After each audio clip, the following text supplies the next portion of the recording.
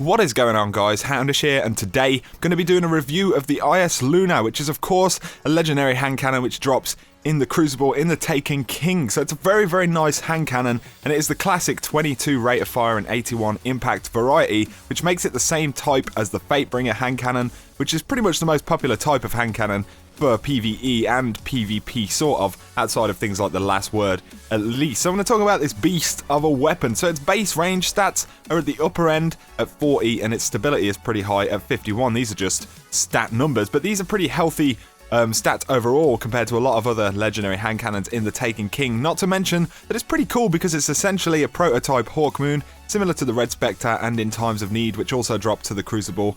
These are, pretty cool. They have a cool factor to me, and it's nice to have some lore attached to the weapon. So to talk about the gun a little bit before we start, let's say that we all know the meta for PvP, and obviously hand cannons are not in that top spot that they used to be in. Of course they are viable, but the stats along with skill are a little bit more important now in year 2. So Eyasluna comes under the most popular type of hand cannon type, like I said before, and it handles very well in PvP. Compared to other hand cannons, Eyasluna feels very accurate. Obviously, in a meta where hand cannons suffer overall, I'd say next to Finala's Peril, this is probably the best legendary hand cannon for PvP, at least for me. So it deals 86 critical damage and 57 to the body as standard, and one of my favourite things about Eyasluna is how snappy it feels. We're used to that 22 rate of fire on hand cannons, but Eyasluna has that sticky kind of feel which Hawkmoon used to have as well. And it also seems to have very nice target acquisition, although it does have lower aim assist stats at around 50, where something like Imago Loop, for example, has around 61. But in game, Eyasluna just feels so much more satisfying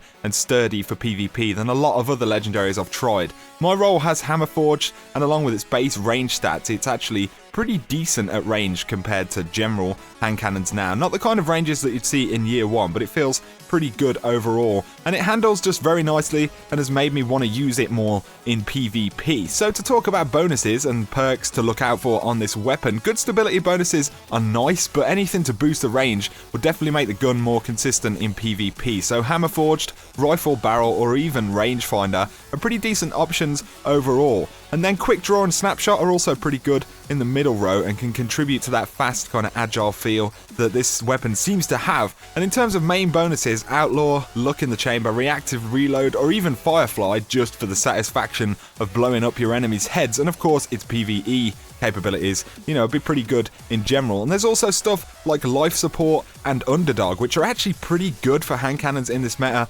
Underdog in particular, since you're likely to take a lot of damage during gunfights.